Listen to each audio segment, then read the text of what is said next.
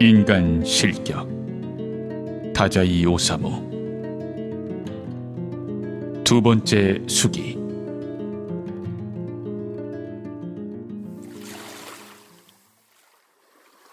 바닷가. 파도가 밀려와 부서지는 곳이라 해도 좋을 만큼 바다와 가까운 해안가.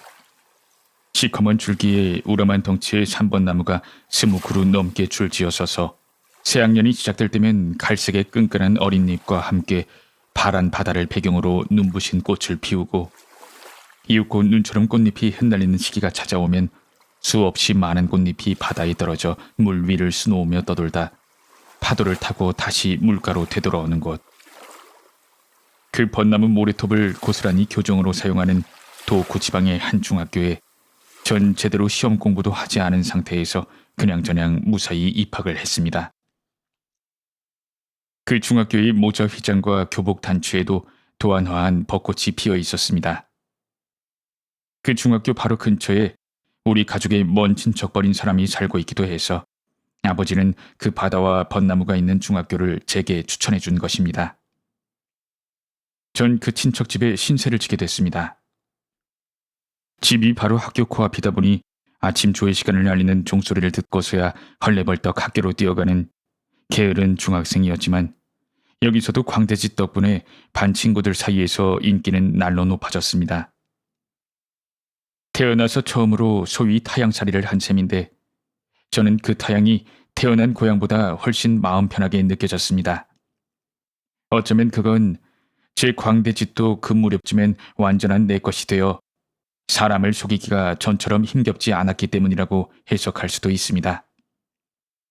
하지만 그보다는 제 아무리 천재라 한들, 혹은 신의 아들인 예수라 한들, 육친과 타인, 고향과 타양 사이에는 어쩔 수 없는 연기의 난이도 차이가 있지 않겠습니까? 배우에게 가장 연기하기 힘든 곳은 고향의 극장일 테고, 게다가 일가 친척이 한자리에 모두 모여있는 한 지붕 아래에서는 제 아무리 난다긴다 하는 명배우라도 제대로 연기 실력을 발휘하기는 힘들지 않을까요? 하지만 전 그 속에서 연기해 왔습니다. 그것도 꽤 성공적으로 말이죠. 그런 능구렁이 같은 인간이 타양으로 나왔으니 만에 하나라도 연기에 실패할 일은 없는 거였죠.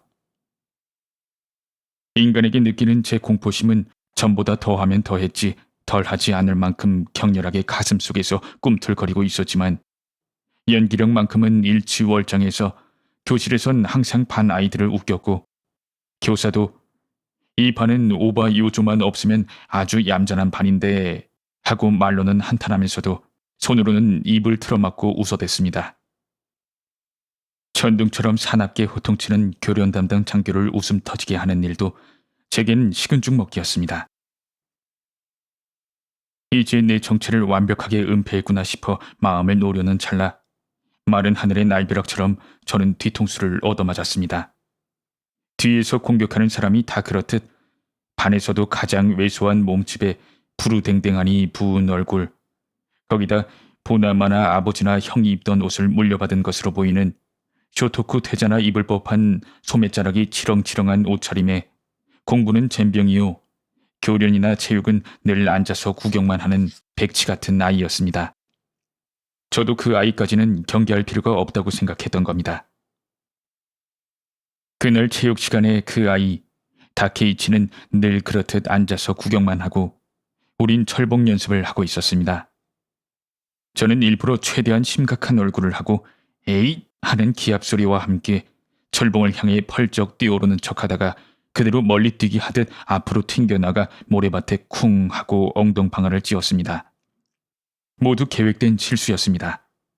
아니나 다를까 다들 까르르 웃어댔고, 저도 순 웃음을 지으며 일어나 바지에 묻은 모래를 툴툴 털어내고 있는데, 언제 왔는지 다케이치가 제 등을 쿡 찌르며 낮은 목소리로 이렇게 속삭였습니다. 일부러 그랬지?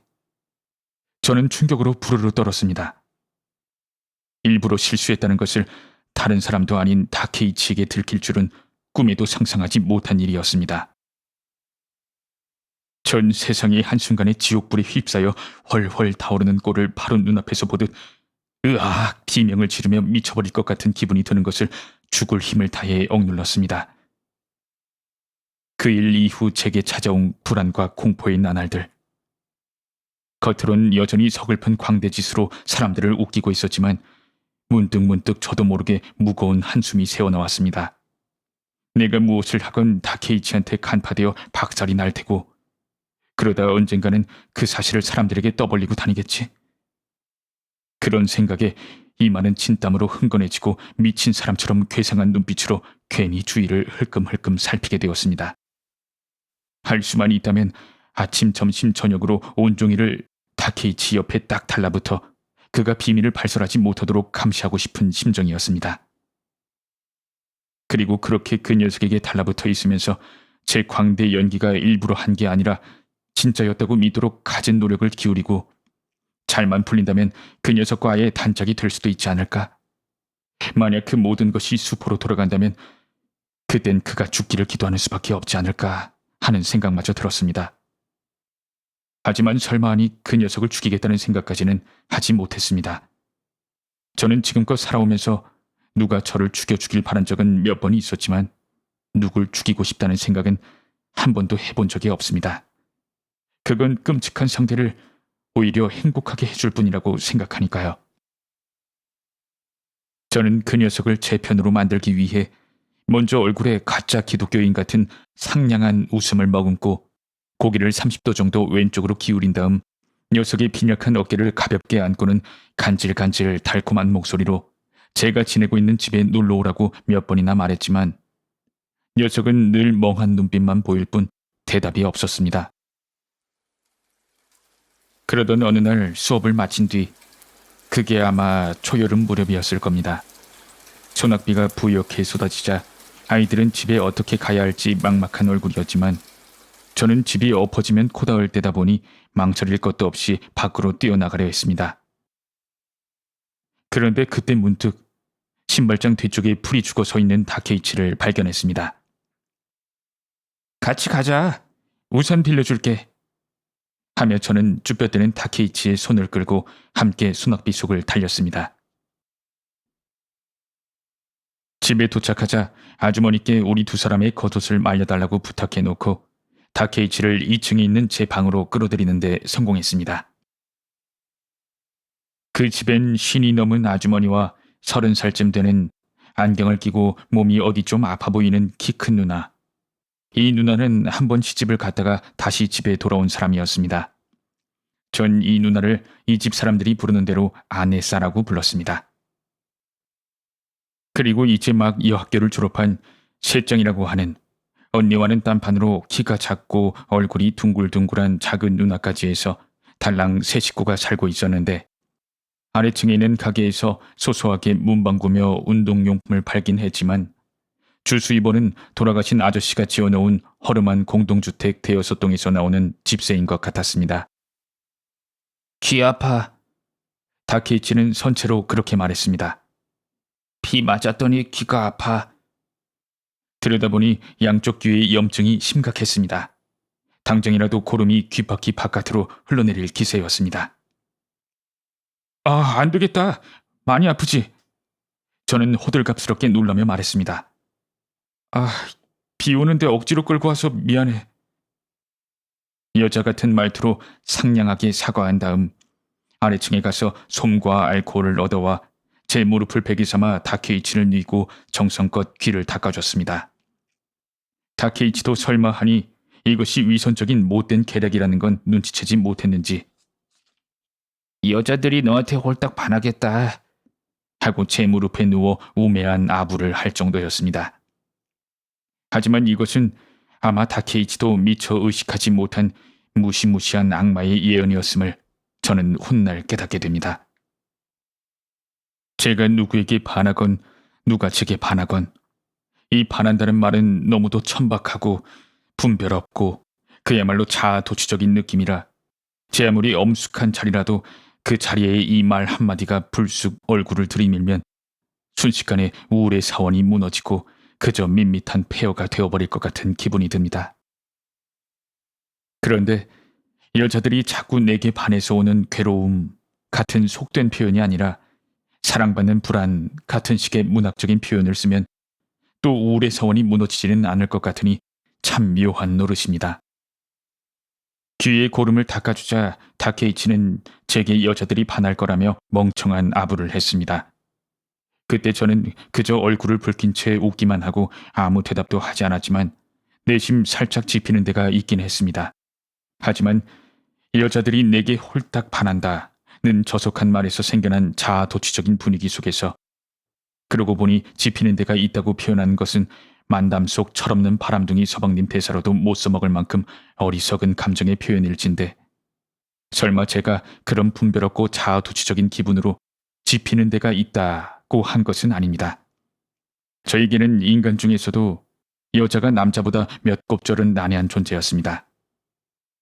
우리 가족도 남자보다 여자가 많은 데다 친척 중에서도 여자가 많고 또 그 범죄를 저지른 하녀들도 있고 해서 저는 어릴 때부터 여자들과 놀며 자랐다고 해도 좋을 지경인데 그런데도 정말이지 살 얼음판을 걷는 심정으로 그 여자들과 어울려 왔습니다. 도무지 전혀 종잡을 수가 없었습니다. 오리무중이라 때때로 호랑이 꼬리를 밟는 실수를 해서 끔찍한 상처를 입기도 했는데 그건 남자들의 채찍질과는 또 달라서 뇌출혈처럼 극도로 불쾌하게 내면을 공격해오는 좀처럼 치유되기 힘든 상처였습니다. 여자는 끌어당겼다가 밀쳐낸다. 여자는 남들 눈이 있는 데서는 나를 멸시하고 매몰차게 대하다가 아무도 없으면 부둥켜 안는다. 여자는 죽은 듯 깊이 잔다. 여자는 자기 위해 사는 게 아닐까? 그 밖에도 여자와 관련된 다양한 관찰 결과를 저는 이미 유년 시절에 얻어냈는데 같은 인류인 것 같으면서도 남자와는 또 전혀 다른 생명체라는 느낌을 받았습니다. 그런데 이 불가사의하고 방심할 수 없는 생명체는 희한하게도 저를 돌봐줬습니다. 반해준다거나 좋아해준다 같은 표현은 제 경우엔 전혀 어울리지 않습니다. 그나마 돌봐준다고 표현하는 편이 실상을 설명하는데 가장 적합할지도 모르겠습니다. 여자는 남자보다 유난히 더 광대짓에 마음을 여는 것 같았습니다. 제가 광대짓을 하면 아무래도 남자들은 계속해서 껄껄 웃어주지도 않고 저 역시 남자들 앞에선 혼자 신나서 도 넘은 광대 연기를 하면 실패한다는 것을 알고 있었기 때문에 반드시 적당한 선에서 마무리하도록 신경 쓰고 있었지만 여자들은 적당한 선이라는 게 없어서 끝도 없이 광대짓을 요구하고 저는 그 하염없는 앙코르에 응하느라 파김치가 되었습니다. 정말이지 참 잘도 웃어댑니다. 전반적으로 여잔 남자에 비해 더 많은 쾌락을 탐하고 소화해낼 수 있는 것 같습니다. 중학생 때 신세를 진 그 집 자매들도 언니건 동생이건 틈만 나면 2층 제 방에 찾아오는 바람에 그때마다 저는 소스라치게 놀랍고 그저 무섭기만 했습니다. 공부해? 아니. 저는 웃으며 책을 덮습니다. 오늘 학교에서 있잖아. 몽둥이라는 별명을 가진 지리 선생님이 말이야.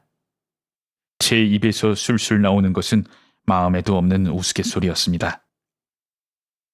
이호조, 안경 써봐.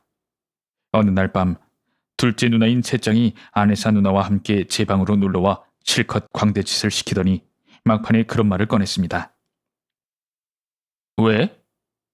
이유는 됐으니까 써봐. 아내사 언니 안경을 써. 항상 이렇게 우악스런 명령조로 말했습니다. 광대는 순순히 아내사 누나의 안경을 썼습니다. 순간 두 여자는 대굴대굴 구르며 웃어댔습니다.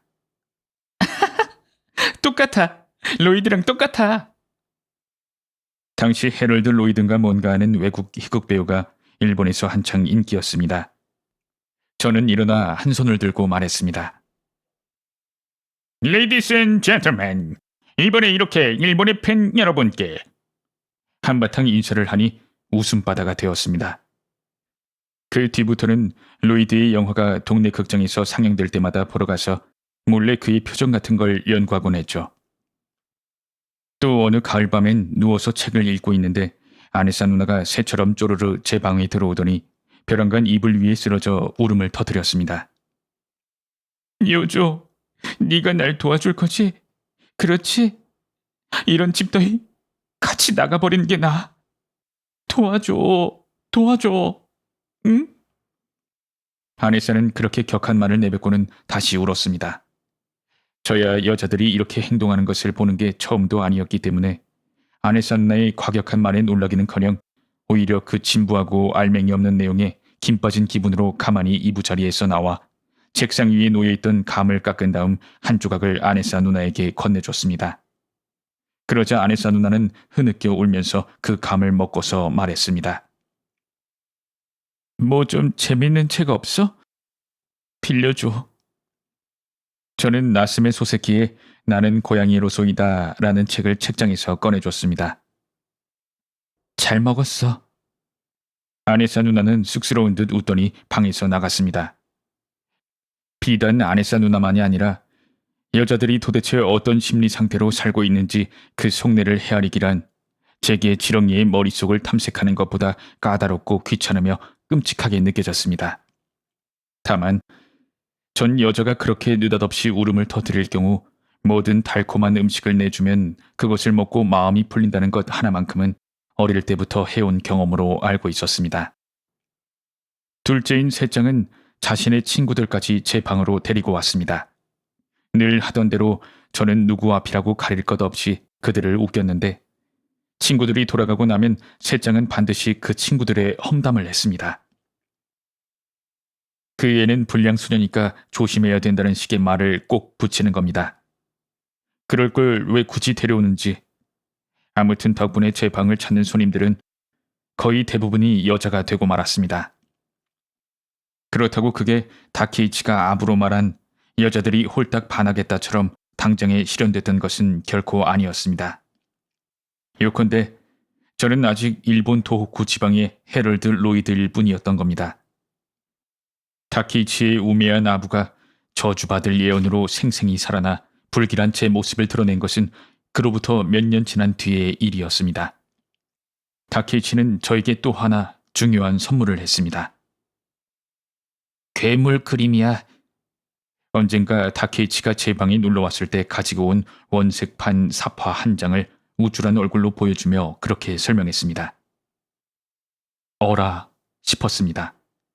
이제와 돌이켜보니 제가 추락해 갈 길이 그 순간에 결정된 것만 같은 생각이 강하게 듭니다. 전 알고 있었습니다. 그 그림은 고흐의 유명한 자화상일 뿐이라는 것을요. 우리가 소년이던 무렵 일본에선 프랑스의 소위 인생파 그림이 크게 유행했습니다.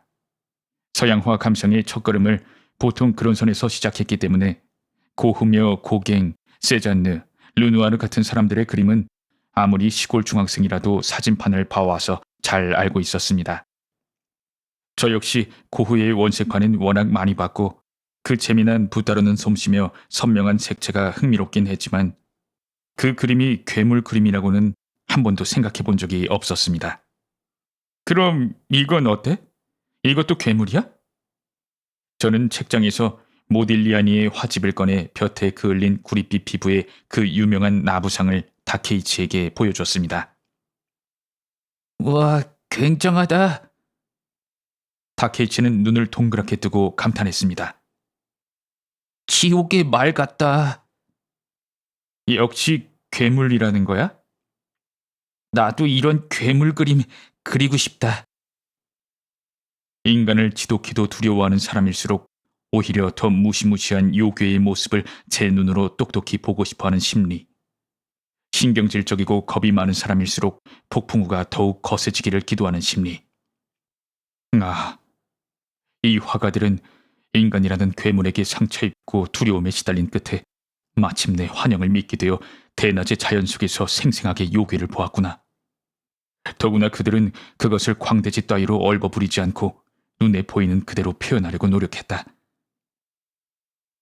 다케이치의 말대로 용기 있게 괴물 그림을 그려버렸다. 여기 미래에 내 동치가 있다는 생각에 저는 눈물이 날 정도로 흥분해서 왜 그랬는지 목소리를 한껏 낮춰 다케이치에게 말했습니다. 나도 그릴 거야. 괴물 그림을 그릴 거야. 지옥의 말을 그릴 거라고. 저는 초등학생 때부터 그림을 그리는 것도 보는 것도 좋아했습니다. 하지만 제 그림은 제 작품만큼 평가가 좋지는 않았습니다. 전 애당초 인간의 언어는 전혀 신용하지 않았기 때문에 장모는 제게 그저 광대짓의 예고편과 비슷한 것일 뿐이라 초등학교에 이어 중학교까지 내내 선생님들을 미친 듯 웃게 만들었지만 정작 저는 하나도 재미가 없었습니다. 하지만 그림만큼은 대상을 어떻게 표현할지 미숙하나마 나름대로 꽤 고심을 해왔습니다. 학교에서 배우는 미술책은 시시하기만 하고 선생님의 그림 솜씨도 형편없어서 저는 숨은 엉터리 표현법을 이것저것 스스로 연구해서 시도해야만 했습니다. 중학생이 되면서 유화 도구도 모두 갖추게 됐는데 인상파 그림에 붓다루는 기법을 흉내내 보려고 애썼지만 제가 그린 그림은 전통 색지 공예품처럼 밋밋하기만 한 게 영 작품이 될성싶지 않았습니다. 그런데 다케이치의 말 한마디에 그때까지 그림을 대하는 제 마음가짐이 완전히 잘못되었음을 깨달았습니다. 아름답다고 느낀 것을 그대로 아름답게만 표현하려고 애쓰는 것이 얼마나 단순하고 어리석은가. 거장들은 아무것도 아닌 것을 주관에 따라 아름답게 재창조하기도 하고 추한 것의 욕지기를 느끼면서도 호기심을 감추지 않고 표현하는 기쁨에 졌습니다. 이유컨대 타인의 생각에 전혀 휘둘리지 않는다는 화법의 원초적인 비법을 다케이치한테서 전수받은 저는 앞서 말한 여자 손님들 몰래 찔끔찔끔 자화상 그리기 작업에 뛰어들었습니다. 마침내 제가 봐도 섬뜩할 만큼 음침한 그림이 완성되었습니다. 이것이야말로 가슴 깊은 곳에 꼭꼭 숨겨두었던 내 정체야. 겉으론 밝게 웃으며 사람들을 웃기고 있지만 실은 이런 우물한 심리가 내 안에 있는 거야. 별 수 없잖아. 하고 혼자 남몰래 인정했지만 그래도 그 그림은 다케이치 말고는 누구에게도 보여주지 않았습니다. 제 광대짓의 밑바닥에 깔린 음침한 모습을 들키면 사람들이 돌변에 째째하게 경계하는 것도 싫었고 아니면 이것이 제 정체인 줄은 모른 채 이 역시 새로운 광대짓인 줄 알고 웃음거리로 삼을지도 모른다는 염려도 있었습니다. 그것은 그 무엇보다 괴로운 일이었기 때문에 그 그림은 곧바로 벽장 깊숙한 곳에 넣어뒀습니다. 또한 학교 미술 시간에도 저는 그 괴물식 기법은 꽁꽁 숨겨둔 채 지금껏 해온 대로 아름다운 것을 아름답게 그리는 지극히 평범한 기법으로 그림을 그렸습니다. 저는 전부터 다케이치한테만큼은 쉽게 상처 입는 제 모습을 예사로 보여줬기 때문에 이번 자화상도 마음 놓고 보여줬고 크게 칭찬받았습니다.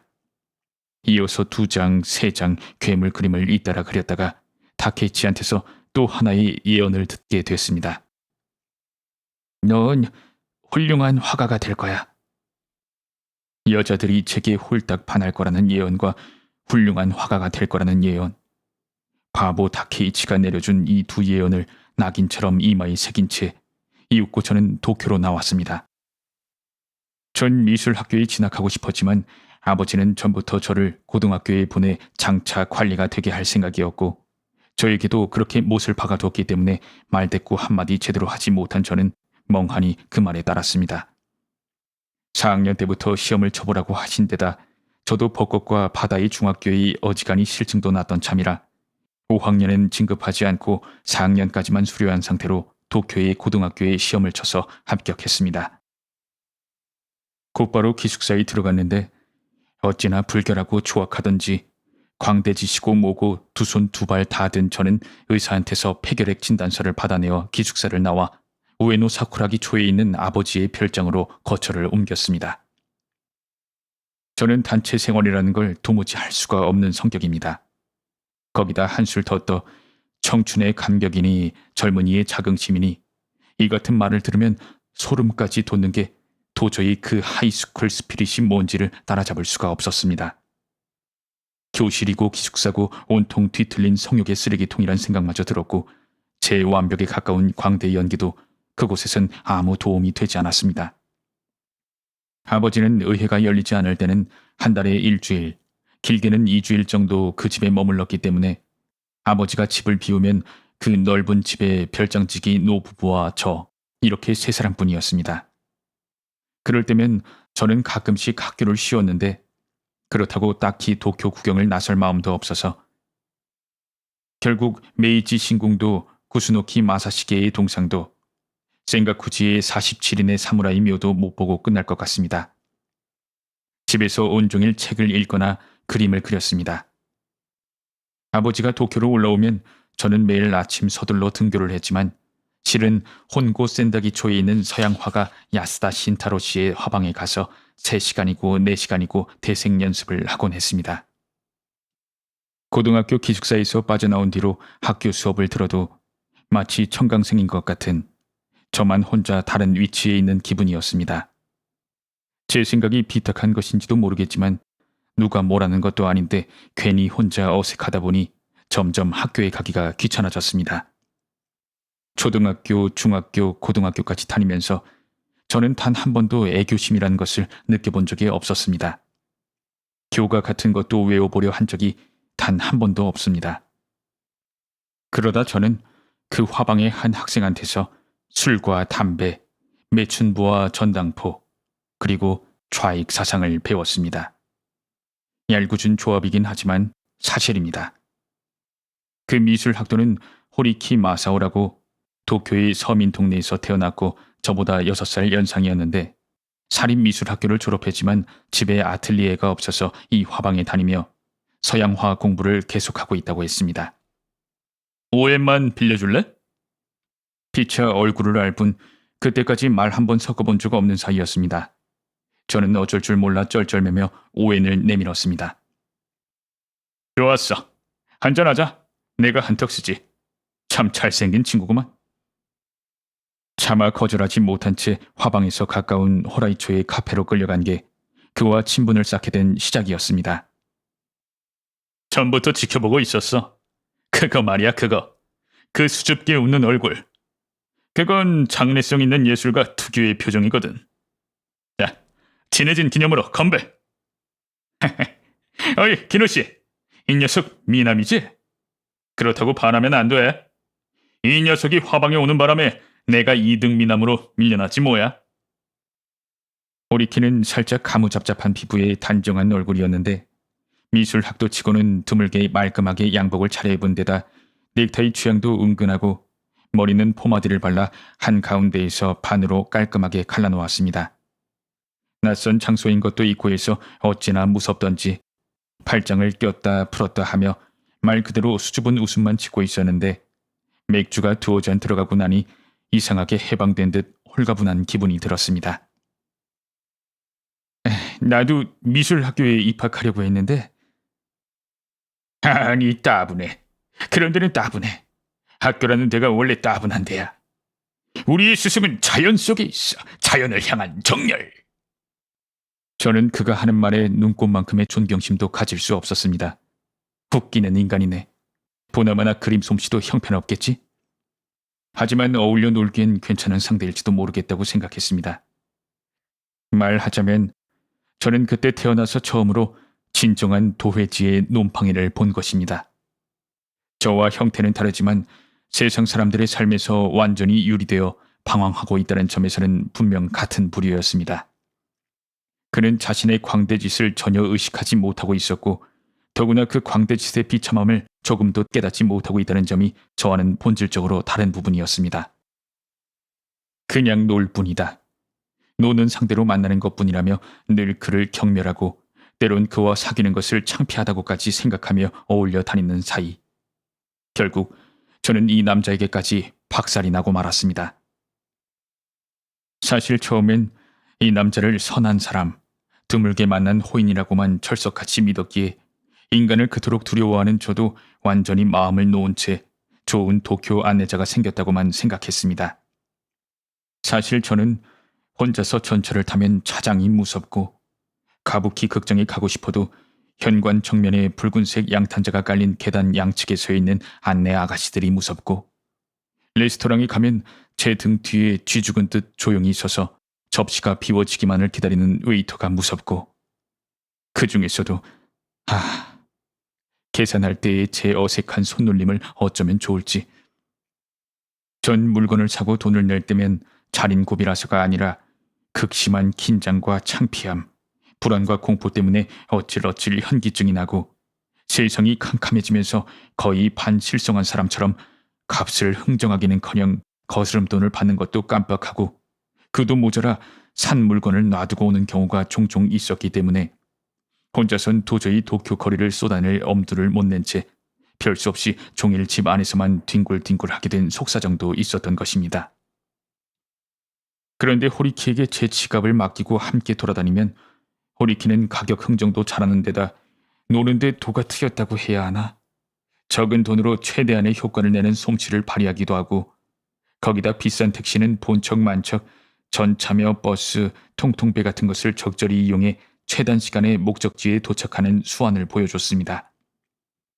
매춘부한테 갔다가 아침에 돌아오는 길은 무슨 요정에 들러 아침 목욕도 하고 데친 두부 안주에 가볍게 술을 한 잔 걸치는 게 값은 싸게 치면서도 호사스러운 느낌을 받을 수 있다는 현장 학습도 시켜주고 포장마차에서 파는 소고기 덮밥과 꼬치 구이는 싼값인 대비해 영양 만점이라는 설교도 하고 빨리 취하는 데는 탱키 불안만한 게 없다고 장담을 하기도 하고 어쨌거나 계산 문제에 있어서는 저에게 한 점의 불안도 공포도 느끼게 한 적이 없었습니다.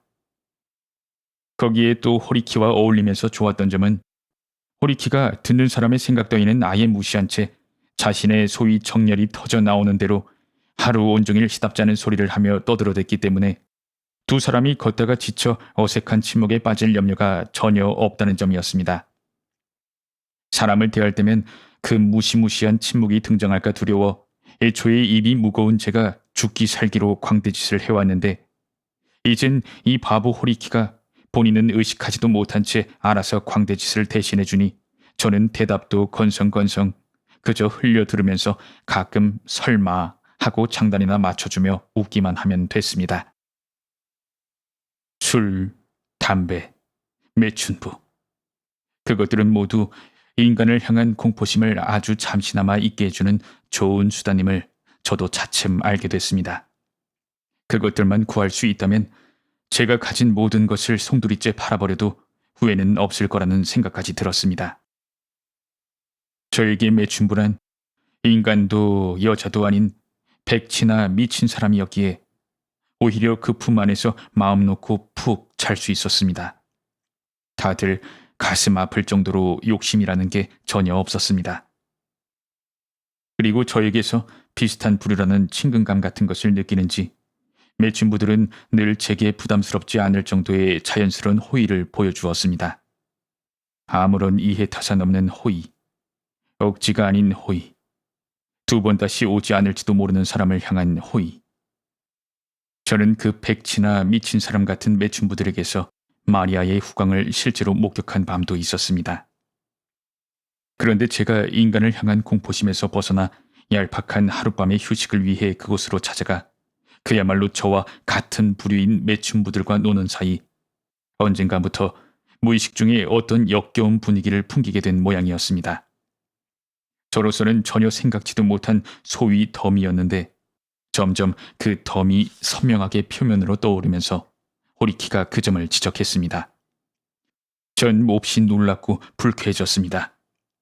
남들 눈에 저는 속된 말로 매춘부를 통해 여자를 알았으며 최근엔 눈에 띄게 기술이 좋아졌다는 겁니다.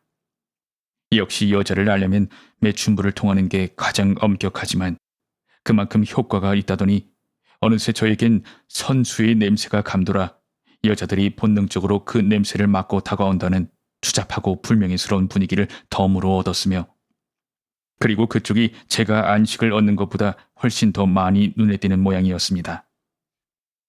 호리키는 아마도 칭찬이랍시고 그런 말을 했겠지만 저로선 뜨끔한 데가 있다 보니 가슴이 짓눌리듯 갑갑해졌습니다.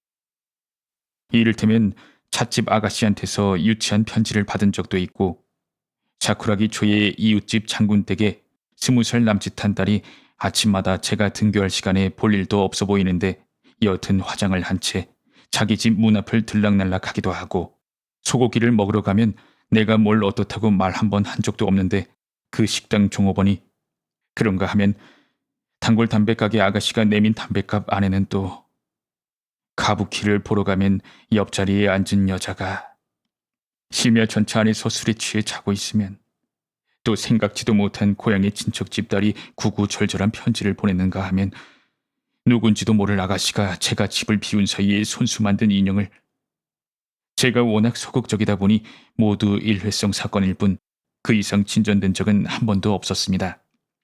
하지만 인기 있다고 자랑하는 게 아니라 뭔가 여자에게 꿈을 품게 하는 분위기가 제 어딘가에 감돌고 있는 것만은 부정할 수가 없었습니다. 저는 고작 호리키 같은 녀석에게 그런 지적을 받고 나자 굴욕에 가까운 씁쓸함을 느낀과 동시에 매춘부들과 노는데 별안간 흥미를 잃었습니다. 호리키는 모더니티를 추구하고 싶은 허영심에서 어느 날 저를 공산주의 독서회인지 뭔지 아는 비밀 연구회에 데리고 갔습니다. 호리키 같은 녀석에게 공산주의 비밀 모임도 도쿄 안내 중 하나였을지도 모르겠습니다. 저는 이른바 동지들에게 소개되었고 팸플릿 한 부를 사야 했습니다. 그리고 상석의 지독히도 못생긴 청년한테서 마르크스 경제학 강의를 받아야 했습니다. 하지만 제게 그 강의 내용은 너무도 빤한 소리로만 들렸습니다. 그야 물론 다 맞는 소리겠지만 인간의 마음속엔 좀 더 그 이유를 알 수 없는 무서운 것이 있습니다. 욕망이라는 말로도 좀 부족하고 허영심이라는 말로도 부족하고 색과 욕이라는 두 단어를 늘어놓아도 모자란 뭔가 저도 잘은 모르지만 인간 세상의 밑바닥엔 경제만이 아닌 뭔가 좀 괴담 같은 구석이 있는 것만 같아서 그 괴담에 겁먹고 있는 저로서는 그들이 말하는 소위 유물론을 물이 낮은 곳으로 흐르듯 자연스럽게 인정하면서도 그것을 통해 인간을 향한 공포에서 해방되어 푸른 새싹에 눈을 뜨고 희망의 기쁨을 느끼게 되지는 않았습니다. 하지만 저는 한 번도 결석하지 않고 그 RS라는 모임에 출석했습니다. 동지들이 별것도 아닌 걸로 괜히 무슨 중대사나 되는 양 심각한 얼굴로 1 더하기 1은 2라는 식의 거의 초등산수 같은 이론 연구에 몰두하는 모습이 하도 우스워서 제 광대짓으로 모임의 분위기를 부드럽게 만들려 했었는데 그 덕분인지 연구회의 딱딱한 분위기도 점점 풀어졌고 저는 그 모임에서 없어서는 안 될 인기인까지 된 모양이었습니다. 이 단순해 보이는 사람들은 저를 자신들과 비슷하게 단순하고 낙천적인 광대 동지 정도로 생각했는지도 모르겠지만 만약 그랬다면 저는 이들을 하나에서 10까지 기만하고 있었던 셈입니다. 저는 그들의 동지가 아니었습니다. 하지만 한 번도 빠지지 않고 그 모임에 출석해 사람들에게 광대 연기를 서비스했습니다. 좋아했기 때문입니다. 그 사람들이 마음에 들었기 때문입니다. 하지만 그게 꼭 마르크스로 맺어진 친밀감과 애정은 아니었습니다. 비합법. 저는 그것을 은근히 즐겼던 것입니다. 아니, 차라리 마음이 편했습니다. 세상의 모든 합법이란 것이 오히려 무섭고 어떻게 된 구조인지 도무지 이해할 수가 없고 냉기가 뼛속까지 스며드는 그 창없는 방에선 도저히 앉아있을 수가 없기에 바깥이 비합법의 바다임을 알면서도 거기에 뛰어들어 헤엄치다 지쳐 죽어버리는 편이 제겐 차라리 속편한 일로 보였습니다. 음지인이란 말이 있죠. 인간 세상에선 비참한 패배자, 악한 사람을 두고 하는 말인 모양이지만 저는 저 자신이 태어난 순간부터 음지의 존재인 것 같은 생각이 들어서 세상 사람들이 음지인이라고 손가락질하는 사람들을 보면 늘 다정하게 대하고 싶은 마음이 듭니다. 그 다정하게 대하고 싶은 마음은 스스로도 황홀해질 만큼 다정한 마음이었습니다. 그리고 죄의식이란 말도 있죠. 저는 이 인간 세상을 살면서 평생 그 의식에 사로잡혀 고통스러웠지만 그것은 어쩌면 제 조강지처 같은 반려자이며 그 의식과 단둘이 쓸쓸히 노닥거리는 것도 제가 살아가는 방식 중 하나였는지도 모릅니다. 또한 속된 말로 정강이에 상처가 있는 사람, 떳떳하지 못하고 캥기는 데가 있는 사람이라는 말도 있는 모양인데 바로 그 상처가 제가 갓난쟁이일 때 한쪽 정강이에 저절로 생겨나더니 시간이 갈수록 낫기는커녕 뼈에 사무칠 만큼 점점 더 깊어졌습니다. 밤이면 밤마다 찾아다는 고통은 천변만화의 지옥 같은데도 이렇게 말하면 좀 이상하지만 그 상처는 차츰 내 피와 살보다 친근하게 느껴졌고 그 상처가 주는 통증은 다시 말해 상처에 살아있는 감정 혹은 애정의 속삭임으로까지 느껴졌습니다. 그런 저에게 그 지하운동 그룹의 분위기는 이상하게 마음이 놓이고 편했습니다. 요컨대 그 운동 본래의 목적보단 그 운동의 기질이 저와 잘 맞았던 겁니다. 호리키의 경우는 그저 멍청한 녀석이 구경이나 할 요령으로 한번 저를 소개해주러 모임에 나갔을 뿐 마르크스주의자들은 생산 연구와 동시에 소비 쪽 시찰도 필요하다는 재미도 센스도 없는 농담을 남긴 채 모임엔 코빼기도 보이지 않으면서 어떻게든 저를 그 소비 시찰이란 쪽에 끌고 다니려 안달이었습니다. 생각해보면 당시엔 참 다양한 형태의 마르크스주의자가 있었습니다. 호리키처럼 모더니티를 향한 허영심 때문에 자칭 마르크스주의자라고 하는 자도 있고, 또 저처럼 단지 비합법의 냄새가 마음에 든다는 이유로 눌러앉은 자도 있고 말이죠. 만약 이런 실체를 마르크시즘을 진심으로 신봉하는 자들에게 들키는 날이면 호리키나 나나 분노의 불벼락을 맞고 비열한 배신자라며 그 자리에서 쫓겨나겠죠. 하지만 저는 물론 호리키마저도 좀채 제명 처분을 당하지 않았습니다. 그 중에서도 저는 그 비합법적인 세계에서만큼은 합법적인 신사들의 세계에서보다 오히려 길을 쫙 펴고 이른바 건강하게 행동할 수 있었기 때문에 가능성 있는 동지로서 우스꽝스러울 만큼 과도하게 비밀스러운 온갖 임무를 부탁받을 정도가 되었습니다.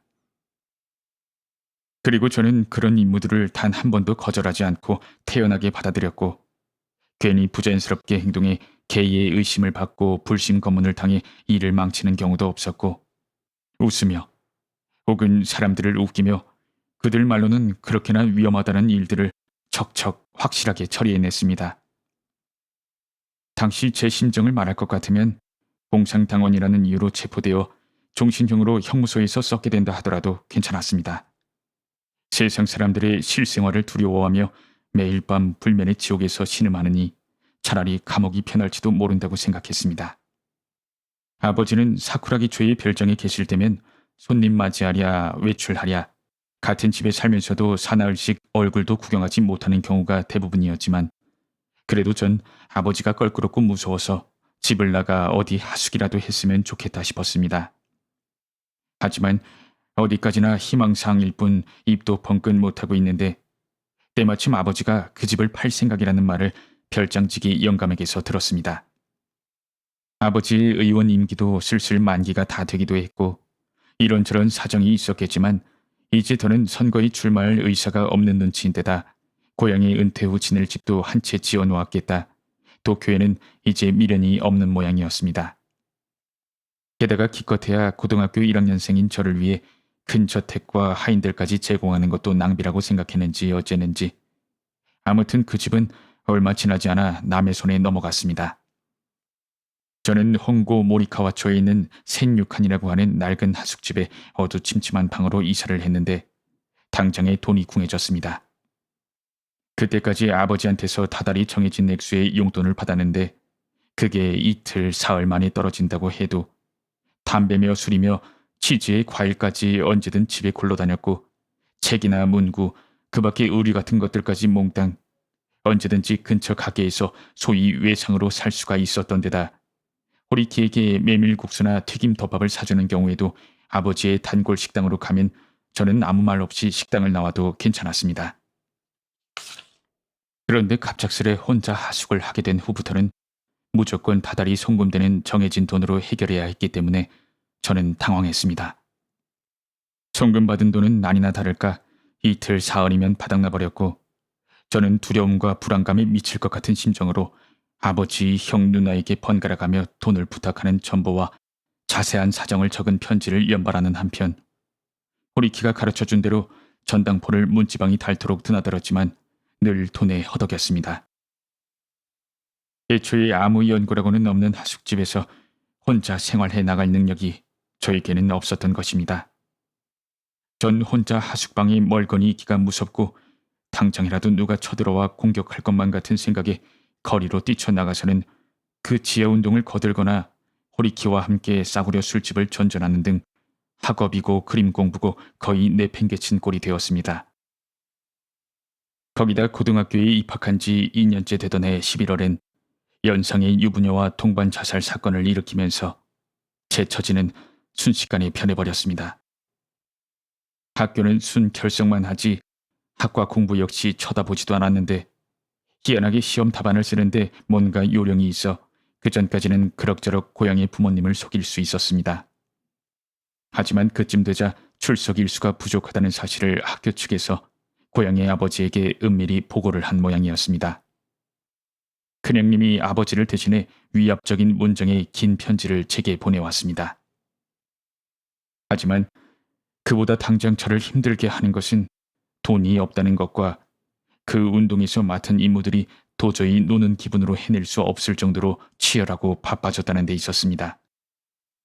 중앙 지부라고 했던가 무슨 지부라고 했던가 아무튼 제가 혼고, 고이시카와 시타야, 간다 일대 모든 학교의 마르크스 학생 모임에서 행동 대대장이 되어 있었습니다. 무장봉기라는 말을 듣고 작은 칼을 사서 레인코트 주머니에 넣고 여기저기 뛰어다니며 소위 연락하는 담당이었던 것이죠. 술 한 잔 걸치고 푹 자고 싶은데 그럴 돈이 없었습니다. 게다가 피 쪽에서는 숨 쉴 틈도 주지 않고 끊임없이 임무를 맡겼습니다. 당시 당을 그런 은어로 불렀던 것으로 기억하는데 틀렸는지도 모르겠습니다. 제 병약한 몸으로는 도저히 이겨낼 수가 없게 됐습니다. 애초에 비합법이라는 사실에 흥미를 느껴서 그 구름 위를 거들고 있을 뿐이었는데 이렇게 버거울 정도로 일이 바빠지자 저는 내심 B쪽 사람들에게 그건 잘못돼도 한참 잘못된 것이고 당신들 직계 사람에게 시킬 일을 왜 나한테 시키느냐 싶어 아주 넌더리가 나기에 결국 도망쳤습니다. 막상 도망을 치니 영 마음이 좋지 않아 죽기로 했습니다. 그 즈음 저에게 호의를 보이던 여자 3명이 있었습니다. 한 명은 하숙집의 생육한의 딸이었습니다. 이 아가씨는 제가 그 운동 때문에 이리 뛰고 저리 뛰다 파김치가 되어 돌아와서 밥 한 술 못 든 채 잠자리에 들려하면 꼭 편지지와 만년필을 갖고 제 방에 찾아와서는 죄송해요. 밑에서는 동생들이 워낙 떠들어대서 마음 놓고 편지 한 장 쓸 수가 없었어요. 하며 제 책상 앞에 앉아 1시간도 넘게 편지를 씁니다. 저도 참 그런 게 그러거나 말거나 모른 척 자면 될 것을 아무래도 이 아가씨가 제 이야기가 듣고 싶어하는 눈치를 차마 외면하지 못하고는 예의 그 수동적인 봉사 정신을 발휘해 정말이지 단 한마디도 하고 싶지 않은 기분인데도 지쳐 축 늘어진 몸에 흡 기압을 넣고는 바닥에 배를 깔고 엎드린 채 담배를 태우며 이야기를 시작합니다. 여자한테 받은 연애 편지로 물을 태워서 목욕을 한 남자가 있다더군요. 어머, 너무해. 당신이죠. 우유를 데워 마신 적은 있죠.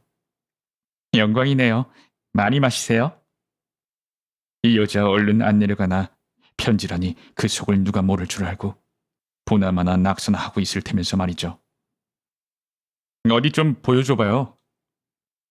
죽어도 보고 싶지 않지만 예의상 그리 말하면 어머 싫어요 싫다니까요 하면서 좋아하는 꼴이 얼마나 볼썽사나운지 없는 정도 더 떨어질 판입니다. 저는 심부름이나 시키자고 꾀를 냅니다. 아, 미안하지만 전찻길 약국에 가서 칼모틴 좀 사다 줄래요? 너무 피곤하니까 얼굴도 화끈거리고 오히려 잠이 안 오네요. 아, 미안해요. 돈은 됐어요. 돈은. 좋다고 일어섭니다. 심부름을 시키는 것은 결코 여자를 실망시키는 게 아닙니다. 여자들은 남자에게 부탁을 받으면 오히려 기뻐한다는 것을 저는 잘 알고 있습니다. 또 한 사람은 여자 고등사범학교의 문과생으로 소위 동지였습니다. 이 사람과는 그 운동 때문에 좋건 싫건 날마다 얼굴을 마주해야 했습니다. 회의가 끝난 뒤에도 이 여자는 종일 제 뒤를 졸졸 따라다니며 뭘 그렇게 자꾸 사주는 겁니다. 날 친누나라고 생각해. 그렇게 생각하고 있어요. 그 가증스러운 말에 소름이 돋았지만 우수 어린 웃음을 지으며 대답합니다. 어쨌거나 이 여자를 화나게 하면 무서우니 어떻게든 어물어물 잘 지내야 한다는 일념 하나로 저는 그 추하고 지긋지긋한 여자에게 봉사하고 그 여자가 뭔가를 사주면 기쁜 얼굴로 농짓거리를 해 웃겼습니다. 어느 여름밤 도대체가 떨어질 생각을 하지 않기에 어둑한 골목에서 제발 돌아가달라는 심정으로 키스를 했더니 한심하게도 미칠 듯 흥분해서는 자동차를 불러 그 사람들이 운동을 위해 비밀리에 빌려놓은 빌딩 사무실 같은 좁은 방에 데리고 가 아침까지 아주 난리법석을 피우는 엉뚱한 결과가 되었습니다. 참 기가 막힌 누님이구나 싶어 저는 그저 쓴웃음만 지었습니다. 가숙 집단이나 이 동지 같은 경우 어쩔 수 없이 매일 얼굴을 봐야 하는 상황이라 지금까지 겪어온 다른 여자들처럼 제주 좋게 따돌릴 방법이 없어서 질질 끌려다니는 형편이었고 제 고질적인 불안감 때문에 열심히 이 두 사람의 비위를 맞춰주다 보니 어느새 저는 꼼짝없이 이들에게 메인꼴이 되어 있었습니다. 비슷한 시기에 또 저는 긴자에 있는 어느 큰 카페 여급한테 생각지도 못한 신세를 지게 됐는데 딱 한 번 만났을 뿐인데도 그 신세진 일 때문에 발이 묶여 역시 옴짝달싹 못할 정도로 걱정과 불안에 시달리고 있었습니다. 그 무렵엔 굳이 호리키의 안내 없이도 저 혼자서 전차도 탈 수 있었고 가부키 극장도 출입할 수 있었고 허름한 차림새로 카페에 드나들 수 있을 만큼은 뻔뻔해져 있었습니다.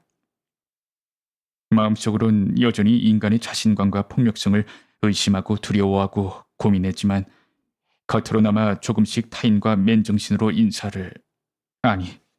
아니죠. 제 천성이 어디 가겠습니까?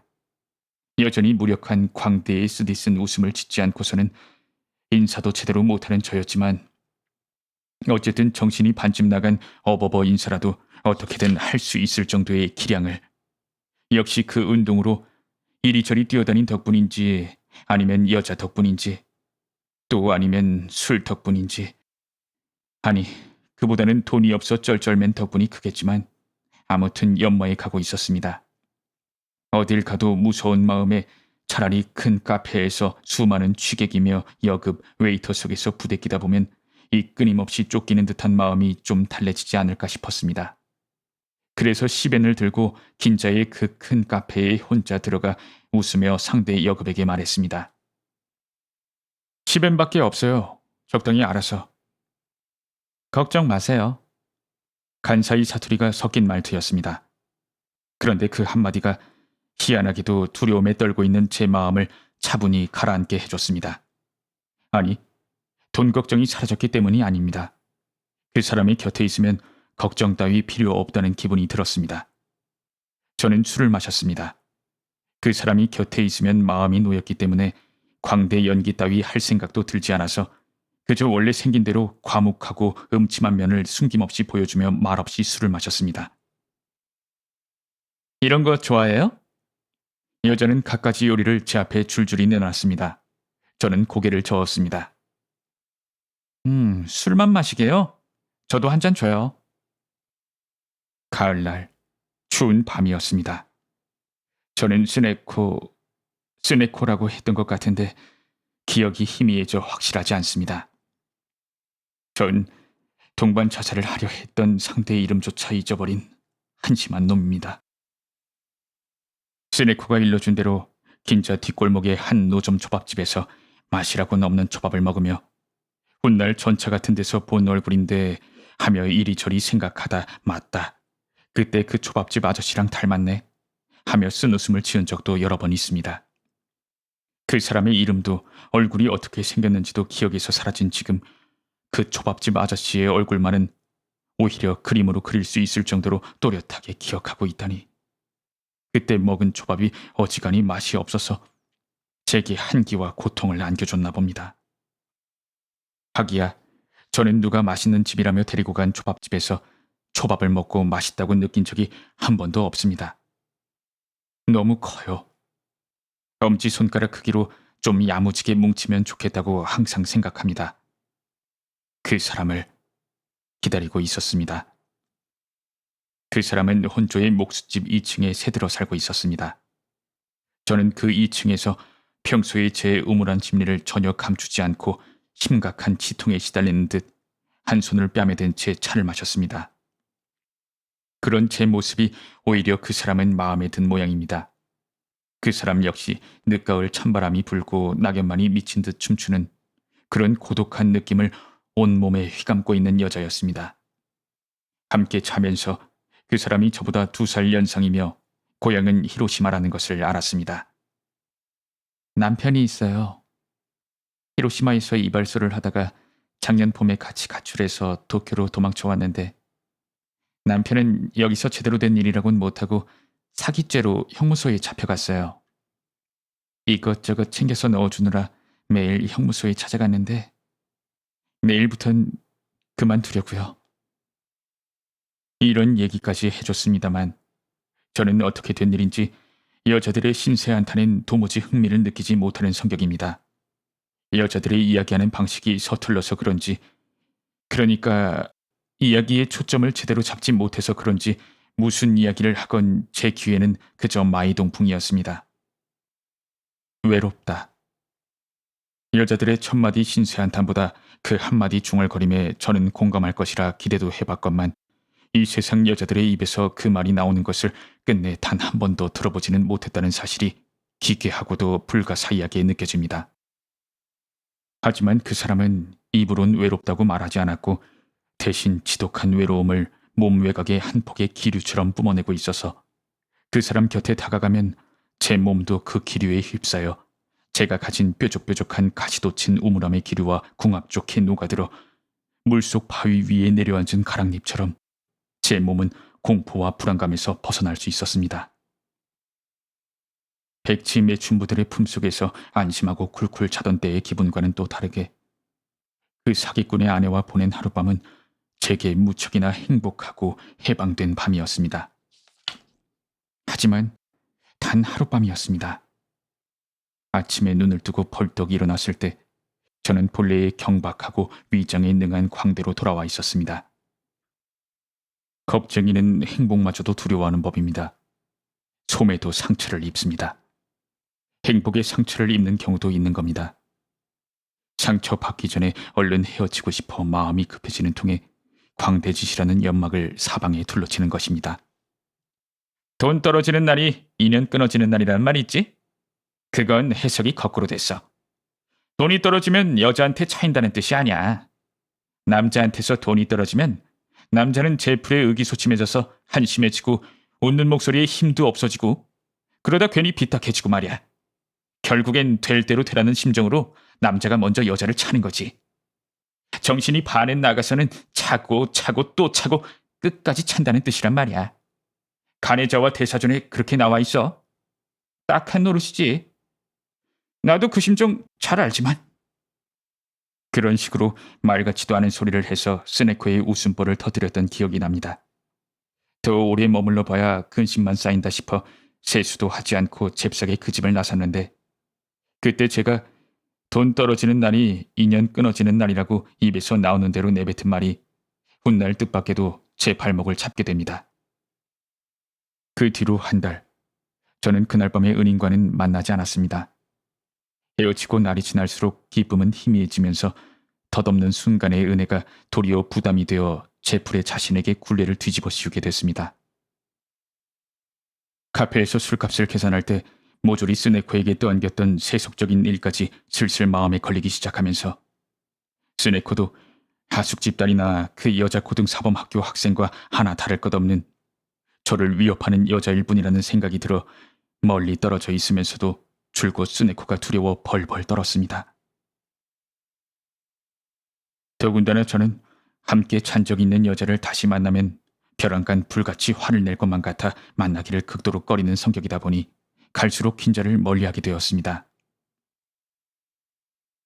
그 꺼린다는 게 결코 제가 교활해서가 아니라 여자라는 존재는 함께 잘 때와 아침에 일어났을 때 사이에 전혀 아무런 한 톨의 연결고리도 없이 완전히 망각한 것처럼 놀랍도록 두세 개를 칼로 절단한 것처럼 살아가는 현상을 아직 잘 이해하지 못하고 있었기 때문입니다.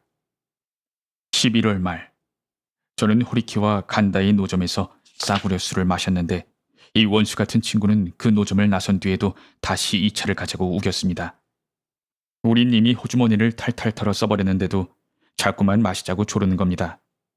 그때 저는 취해서 대담해져 있었던 것 같습니다. 알았어. 그럼 내가 꿈나라로 안내해주지. 놀라지 마. 주지육림이라고. 카페야? 가자.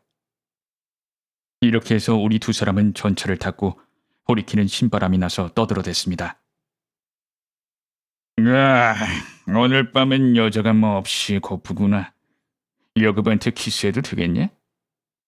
호리키가 그런 추태를 부리는 것을 저는 평소부터 달갑게 여기지 않았습니다. 호리키도 그걸 잘 알기에 미리 다짐을 받은 것입니다. 들었어? 키스할 거야. 내 옆에 앉는 여급한테 무슨 일이 있어도 키스할 테니까. 알아들었어? 마음대로 해. 아, 이런 고마울 때가. 난 여자한테 굶주려 있다고. 진짜 4번가에서 내려 소위 주지육림이라는 그 큰 카페에 스네코 하나만을 믿고 무일푼으로 들어가서 빈자리를 찾아 호리키와 마주 앉았습니다. 엉덩이를 붙이기가 무섭게 스네코와 또 한 명의 여급이 달려와서는 그 또 한 명의 여급이 제 옆에, 스네코는 호리키 옆에 떡하니 앉기에 저는 순간 얼어붙었습니다. 스네코는 곧 키스를 당하겠구나. 섭섭했던 것은 아닙니다.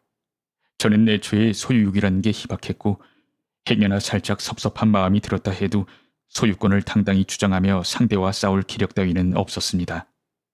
훗날 제 내연의 처가 더럽혀지는 꼴도 입 다물고 구경만 한 게 저라는 사람입니다. 전 인간들이 옥신각신하는 데는 될 수 있으면 끼어들고 싶지 않았습니다. 그 소용돌이에 휘말리는 게 무서웠습니다. 스네코와 저는 고작 단 하룻밤을 보낸 관계입니다. 스네코는 제 것이 아닙니다. 섭섭하다느니 하는 주제 넘은 욕심 따위 제게 있을 리 없습니다. 그래도 저는 얼어붙었습니다. 제 눈앞에서 호리키의 뜨거운 키스 세례를 받아야 하는 스네코의 처지가 가여웠기 때문입니다. 호리키한테 더럽혀진 스네코는 나와 헤어지겠지. 더구나 나한테는 스네코를 붙잡을 만한 적극적인 열정도 없어. 아, 이젠 여기서 끝이구나. 그렇게 스네코의 불행에 한순간 얼어붙긴 했지만 다음 순간 저는 흐르는 물처럼 순순히 포기한 채 호리키와 스네코의 얼굴을 번갈아 보며 실실 웃었습니다. 하지만 사태는 정말이지 뜻밖에도 더 나쁜 방향으로 전개되었습니다. 아이씨, 못하겠다. 호리키는 입술을 일그러뜨리며 그렇게 입을 열었습니다. 아이씨, 아무리 굶었다지만 이런 궁상스런 여자하고는. 딱 질색이라는 듯 팔짱을 낀 채 스네코를 빤히 보며 쓴 웃음을 짓는 것이었습니다. 술 좀 줘. 돈은 없어. 저는 작은 목소리로 스네코에게 말했습니다. 아주 그냥 술독에 빠져버리고 싶은 심정이었습니다. 소위 속물들의 눈에 스네코는 술주정뱅이한테도 키스받을 가치가 없는 초라하고 궁상스런 여자였던 겁니다. 저에게는 너무도 뜻밖이고 예상치도 못했던 청청병력과도 같은 소리였습니다. 전 생애 처음이라 해도 좋을 만큼 술을 들이붓고 또 들이부어 고주망태가 돼서는 스네코와 얼굴을 마주한 채 서글픈 웃음을 나누었습니다. 아닌 게 아니라 가만 보니 이 친구 참 피곤해 절어 있는 데다 궁상스럽기 짝이 없는 여자네 싶은 생각도 들면서 동시에 돈 없는 자들 간에 느껴지는 친화감. 그 친화감이 가슴에 북받쳐 오르면서 스네코가 사랑스러워지는 게 난생 처음으로 제 쪽에서 적극적으로 미약하나마 사랑의 감정이 꿈틀대는 것을 자각했습니다. 토했습니다. 인사불성이 되었습니다. 술을 마시고 이렇게 정신을 잃을 정도로 취한 것도 이때가 처음이었습니다. 눈을 뜨니 머리맡에 스네코가 앉아 있었습니다. 혼조의 목숫집 2층에서 자고 있었던 겁니다. 돈 떨어지는 날이 인연 끊어지는 날이라는 둥 하기에 농담인가 했더니 진심이었던 거네요. 어쩜 그리 발길을 딱 끊을 수가 있는지. 인연 끊는 것도 참 까다롭네요. 돈은 내가 벌면 안 되는 건가? 안 돼. 그 말을 끝으로 여자도 잠이 들었습니다. 동틀 무렵 여자의 입에서 죽음이라는 단어가 처음으로 나왔는데 여자 역시 인간으로서 삶을 살아가는데 몸소리 나도록 지친 모양인데다 저 역시 세상을 향한 공포, 버거움, 돈, 지하운동, 여자, 학업. 생각하면 할수록 도저히 더는 버티지 못할 것 같기에 그 사람의 제안에 선뜻 동의했습니다. 하지만 그때까지만 해도 아직 정말로 죽을 각오까지는 되어 있지 않았습니다. 어딘가 장난기 같은 어린 마음이 숨어 있었습니다. 그날 오전 우리 두 사람은 아사쿠사의 로쿠 거리를 헤매고 있었습니다. 그러다 어느 찻집에 들어가 우유를 마셨습니다. 당신 돈 좀 내줘요. 저는 일어나 소매자락에서 지갑을 꺼내어 열었습니다. 동전이 달랑 3개. 수치심보다는 처참하다는 감정에 사로잡힌 그 순간 머릿속에 떠오른 것은 생육한의 제 하숙방이었습니다. 교복과 이불만 남아있을 뿐 전당포에 잡힐 물건이라고는 눈짓고 찾아도 없는 황량한 방. 그 밖에 당장 입고 있는 허름한 기모노와 망토뿐이었습니다. 이게 내 현실이다. 더는 살아갈 수 없다는 것을 똑똑히 깨달았습니다. 쩔쩔매고 있으려니 여자도 일어나 제 지갑 안을 들여다봤습니다. 어머, 그게 다예요?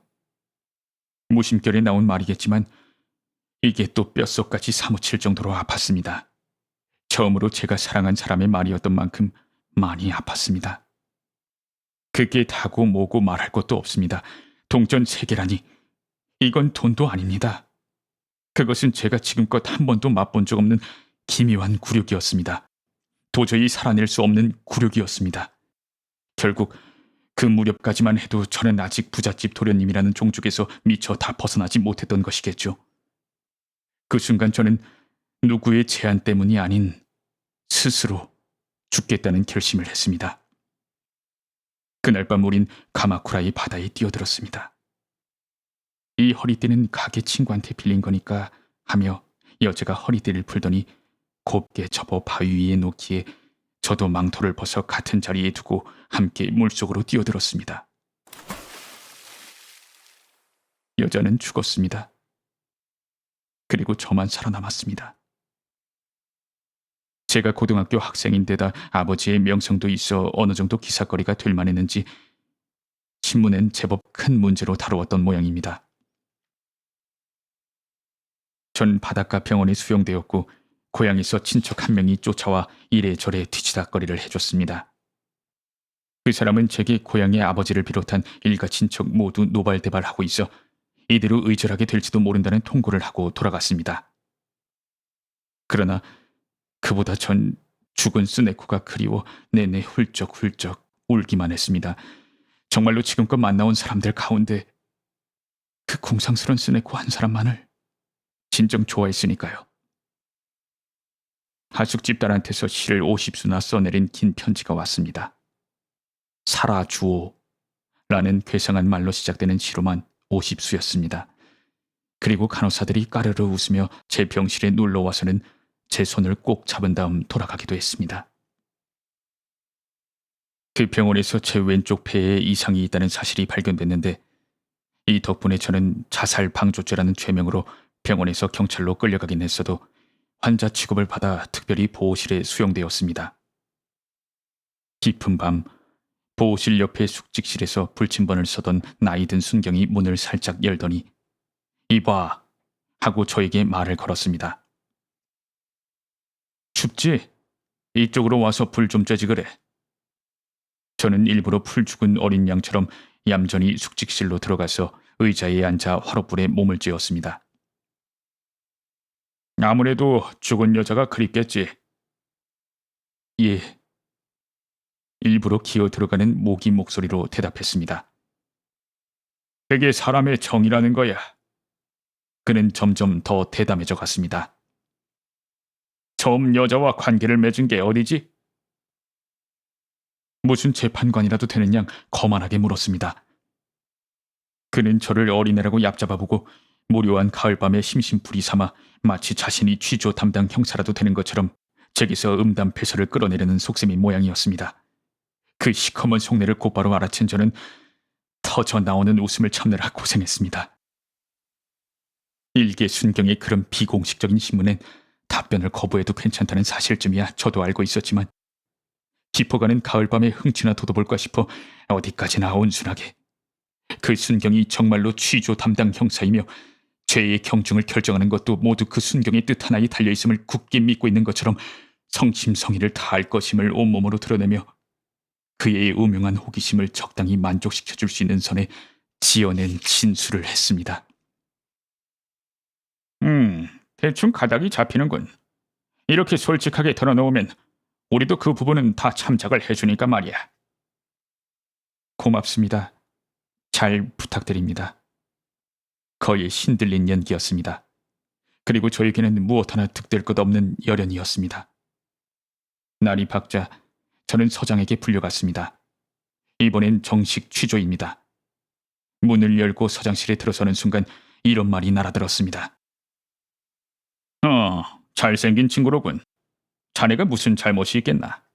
이렇게 잘생긴 아들을 낳은 자네 어머님이 나쁘지. 피부가 거무스름한 아마도 대학까지 졸업했을 것으로 보이는 젊은 서장이었습니다. 느닷없이 그런 말을 듣자 저는 마치 제 얼굴 반쪽이 붉은 반점으로 뒤덮인 듯한 흉한 불구자라도 된 듯한 비참한 기분이 들었습니다. 유도 선수나 검도 선수처럼 보이는 이 서장의 취조는 참 시원시원했습니다. 전날 밤 노순경의 엉큼하고 집요하기 짝이 없는 음흉한 취조와는 천지 차이였습니다. 신문이 끝나자 서장은 검사국에 보낼 서류를 작성하면서 말했습니다. 몸부터 챙겨야겠어. 각혈을 한다고? 그날 아침부터 이상하게 기침이 자주 나와서 기침을 할 때마다 손수건으로 입을 막았는데 손수건에 벌건 쌀락눈이라도 내린 것처럼 피가 묻어 있었습니다. 그런데 그건 목에서 나온 피가 아니라 귀 밑에 생긴 종기를 간밤에 조몰락거리는 바람에 거기서 나온 피였습니다. 하지만 그런 이야기는 털어놓지 않는 게 좋겠다는 생각이 퍼뜩 들어서 예 하고 눈을 내리깔며 얌전히 대답해줬습니다. 서류 작성을 끝낸 서장이 말했습니다. 기소가 될지 어떨지는 검사 소관이고 자네 신병 인수인한테 전보든 전화든 해서 오늘 요코하마 검사국으로 와달라고 하는 게 좋겠어. 올 사람 있지? 자네 보호자라든가 보증인. 아버지의 별정에 드나들던 사람 중 시부타라는 서와 골동품상이 있었는데 같은 고향 출신의 아버지의 아첨꾼 역도 하던 땅딸막한 40대의 그 독신남이 제 학교 보증인이라는 게 떠올랐습니다.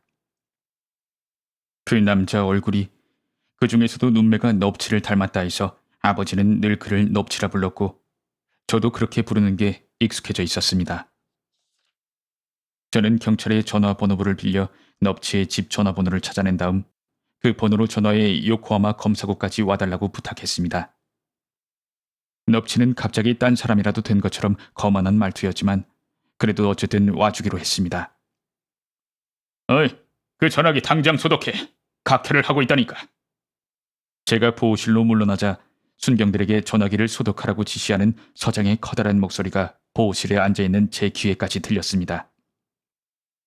점심때가 지나자 그들은 저를 밧줄로 묶었습니다. 묶인 모습은 망토로 가리는 게 허락되었지만 밧줄 끝은 젊은 순경이 단단히 붙잡고 있었고 그렇게 둘이서 전차를 타고 요코하마로 갔습니다. 하지만 저는 불안하기는커녕 그 경찰서 보호실이며 노순경까지 그립기만 한 게 저는 대체 어떻게 생겨먹은 사람일까요? 죄인이 되어 포박을 당하니 도리어 마음이 놓이고 차분하게 진정이 되더니 그때의 추억을 써내려가는 지금도 정말이지 마음이 편안하고 즐거워지네요. 하지만 그 시기에 그리운 추억들 중에서도 단 하나, 식은땀이 줄줄 쏟아지는 평생 잊지 못할 비참한 실수가 있었습니다. 저는 검사국의 어두침침한 한 방에서 검사의 간단한 취조를 받았습니다. 검사는 40쯤 돼 보이는 차분하고 혹시라도 저를 미모의 남자라 부를 수 있다 하더라도 그건 음탕한 미모이겠지만 그 검사의 얼굴은 올바른 미모라 부르고 싶을 만큼 총명하고 평온한 분위기를 풍기고 있었습니다. 마음에 여유가 있는 인품으로 보였기 때문에 저도 전혀 경계하지 않고 멍하니 진술을 하고 있는데 갑자기 기침이 터져 나왔습니다. 소매자락이 손수건을 꺼내든 제 눈에 얼핏 그 핏자국이 보이자 이 기침도 뭔가 보탬이 되지 않을까 하는 비열한 잔꾀가 발동되어 콜록콜록하며 과장된 진짜 기침을 2번 더 한 다음 손수건으로 입을 가린 채 검사의 얼굴을 흘끗 쳐다본 그 순간이었습니다. 진짠가? 참으로 조용한 웃음이었습니다. 식은땀이 주르륵 흘러내렸습니다. 정말이지 지금 생각해도 낯뜨겁고 당황스러워서 어쩔 줄을 모르겠습니다. 중학교 때 그 바보 다케이치가 일부러 그랬지 하며 등을 쿡 찔렀을 때 지옥불로 굴러떨어지는 심정이었는데 그보다 더한 충격이었습니다. 그 두 일화가 제 생에서 가장 크게 연기에 실패한 두 번의 기록입니다. 검사에게 그런 조용한 치욕을 당하느니 차라리 10년형을 인도받는 게 나았다고 지금까지도 가끔 생각할 정도입니다. 전 기소유예 처분을 받았습니다. 하지만 기쁘기는커녕 처참한 심경으로 검사국 대기실 벤치에 앉아 신병 인수인인 넙치가 오기를 기다리고 있었습니다. 등 뒤 높대란 창문 밖엔 노을진 하늘이 펼쳐져 있고 갈매기 한 무리가 여라는 글자를 그리며 날고 있었습니다.